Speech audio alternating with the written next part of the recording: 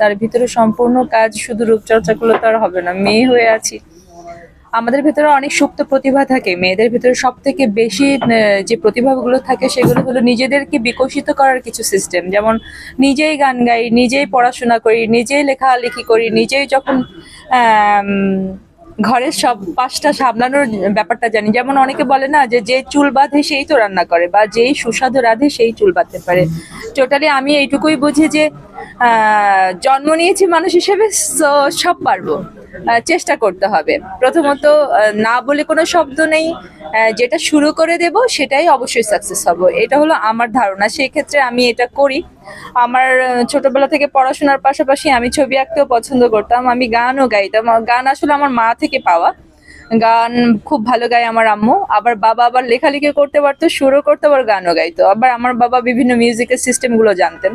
তো ওনাদের ভিতরে মানে জেনেটিকলি আমি যেটা পেয়েছি সেটা হলো আমি নিজে নিজেই গান, সুর, লয়, তাল এগুলোর সাথে মিশতে পছন্দ করি। সেই ক্ষেত্রে গান আমার ভেতরে আছে। আর যখন থেকে বুঝতে শিখেছি, যখন থেকে কার্টুন দেখা শিখেছি, তখন থেকে মনে হয়েছে যে আমি নিজেও এরকম একজন কিছু একটা হবো। তার মানে ওই টিভির ভিতরে ঢুকতে হবে। তো কিভাবে সম্ভব? সেই ক্ষেত্রে এই প্রচেষ্টা আমাকে এখানে এনেছে, জার্নি মানে তৈরি হওয়ার জার্নি। থিয়েটার করেছি বাংলাদেশ উদীচী শিল্পী গোষ্ঠীর সাথে। আর গান, যত গান আছে আমার বেশিরভাগ গান আমি গানের বেসিকটা আমি বাংলাদেশ উদীচী শিল্পী গোষ্ঠী থেকে সেই ছোটবেলা থেকেই শিখেছি। আর সব মিলা আমার বলার ইচ্ছা আছে অনেক। আপনারা প্রশ্ন করুন, আমি বলছি। আমার শুরু তো অবশ্যই ছিল হলো প্রথমেই হলো গিয়ে গান গাওয়া। উদীচীতে যখন আমাকে ছোটবেলায় দেওয়া হয় তখন আমার বয়স 4 বছর। যশোর উদীচীতে আমি প্রথম যাই। যশোর শাসা থানার বাগাচড়ায় আমার জন্ম। বাগাচড়া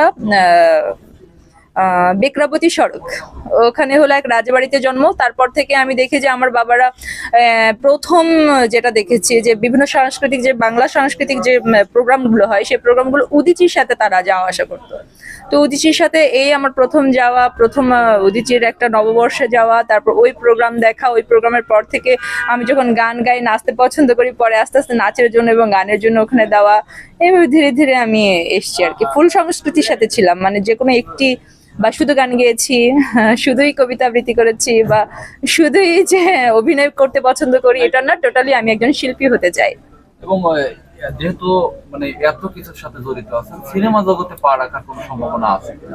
হ্যাঁ, অলরেডি আমি অভিনয় করছি।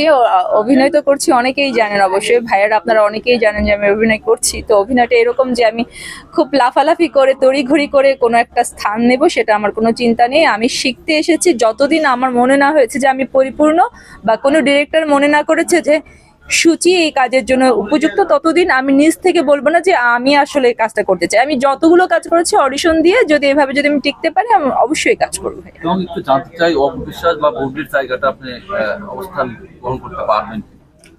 অপু বিশ্বাস আপু অনেক কাজ করে নিজেকে প্রকাশ করেছেন। উনি মেধাবী একজন, আমি বলবো অভিনয় শিল্পী এবং শিল্প জগতের একজন শ্রমিক।